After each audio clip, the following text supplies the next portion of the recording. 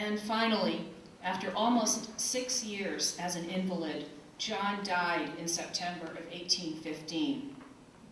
2 services were held, one here in Gloucester, the other in Boston, which included a parade through the principal streets until he was buried at Granary Burying Ground. Judith wrote to her brother Winthrop, "My beloved, my sympathizing brother, many weeks, in the estimation of calamity years, have passed on since I last addressed you. During this period, I have watched the expiring moments of my long-suffering, my venerable, my now beatified husband. His demise took place on Lord's Day, morning 3rd instant at 6 o'clock, and as the interment of his precious remains could not be delayed, he was entombed on the following Monday evening, 4th instant, with all the arrangements and honors which his now mourning and deeply penetrated congregation could bestow. My respectable husband died as he had lived, bearing unequivocal testimony to the grand and fundamental truths of Revelation, and thus had been laid in the grave, a man to whom from sentiment and from principle my heart, my soul was engaged, and thus is your sister once more a widow, desolate sound. But I too shall soon lift my head on high, for my deliverer, my Redeemer still lives, and the time of my emancipation draweth nigh. I will yield to the remonstrances of an aching heart, a swimming head and trembling fingers, which are momently stimulating me to relinquish my pen.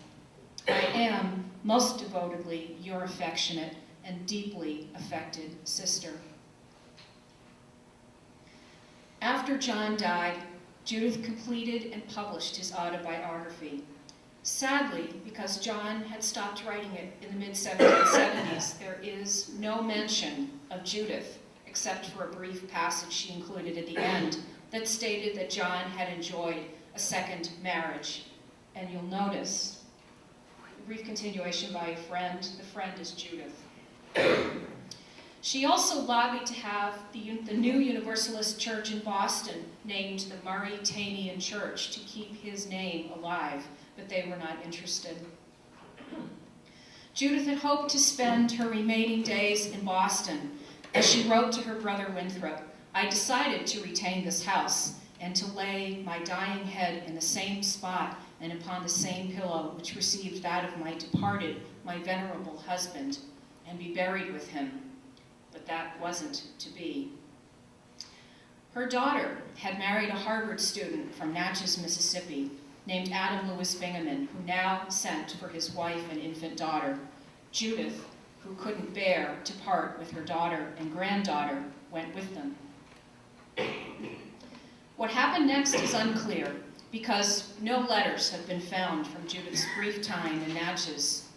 She died there less than 2 years later and is buried in the Bingaman family cemetery. These are the words her daughter Julia Maria inscribed on her mother's stone. They could just as well speak for her father. Sadly, because Judith died in Natchez, in death, Judith and John lie 3,000 miles apart. They enjoyed a 27-year marriage that followed a 14-year friendship. She became the most important female essayist of her day, challenging the new American nation to be virtuous, fair, and philanthropic, to improve female education, respect women's abilities, and allow them to participate as full citizens. He would always be known as the father of American Universalism, forever dismantling the dark days of Calvinism in favor of a more hopeful and meaningful life here and in the next world. Together as pastor and congregant, as friends, and then as husband and wife, they believed they were in the path of duty. They were equal partners who loved, respected, and supported each other. They had what we all want, and for that reason, theirs is truly a timeless love story. Thank you.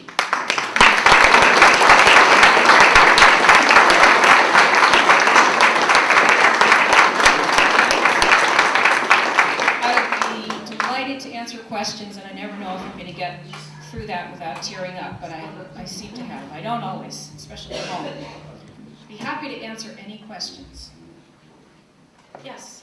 You mentioned that she had met John and Abigail Adams, and I wonder if there's any indication that there was any correspondence between Abigail Adams and Judith.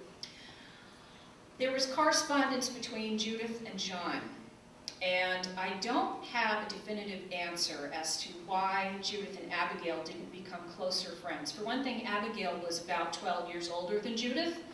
I suspect she intimidated the heck out of Judith. I mean, Abigail was a really forceful person, and I think a very different type of personality.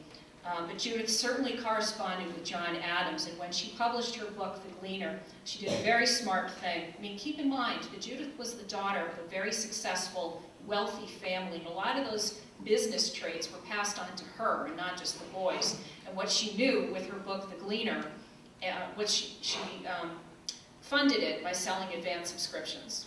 And she knew that if she got George Washington and John Adams to subscribe, she could use their names to get a lot of other people to subscribe, and guess what, it worked. And she also asked John Adams if she could dedicate her book, The Gleaner, to him, and he agreed. So in the front of The Gleaner, Volume 1, is this lovely dedication to John Adams. And of course, these subscribers are listed alphabetically, and his name is the first subscriber in very big type, all capital letters.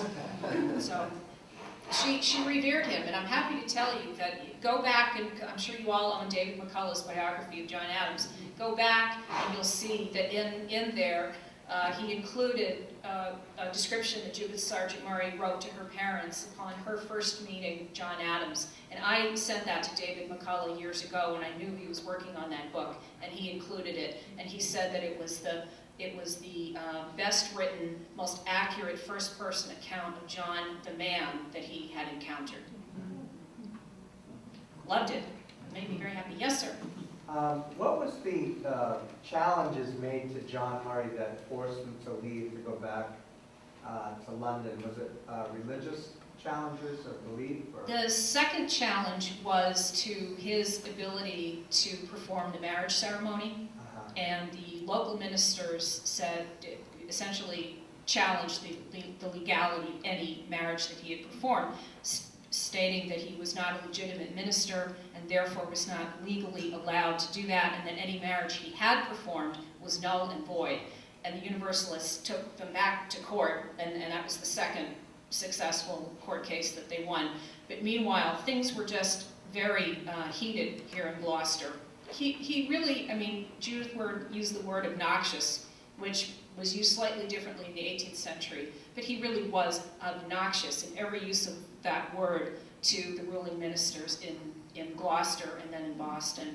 And it's interesting, when he sailed for England, he took what I call sort of a letter of safe passage with him, signed by Judith's father and uncle Epps and some of the other leading Universalists, that essentially say, this man goes with our blessing, he has our backing and our support, and don't harm him.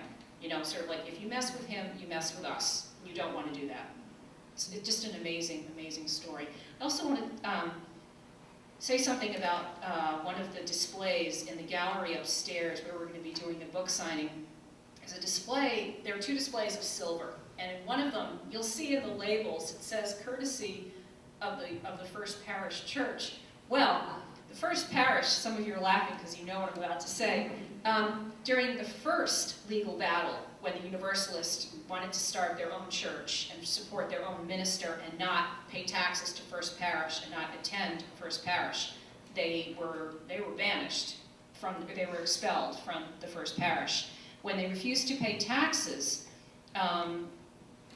people from the church went into their homes and took items of value in lieu of the taxes they refused to pay. And some of them were items of silver that are now on display up there. So the label should say, courtesy of First Parish Church, by way of F. Sargent, who, by the way, didn't appreciate having his silver stolen.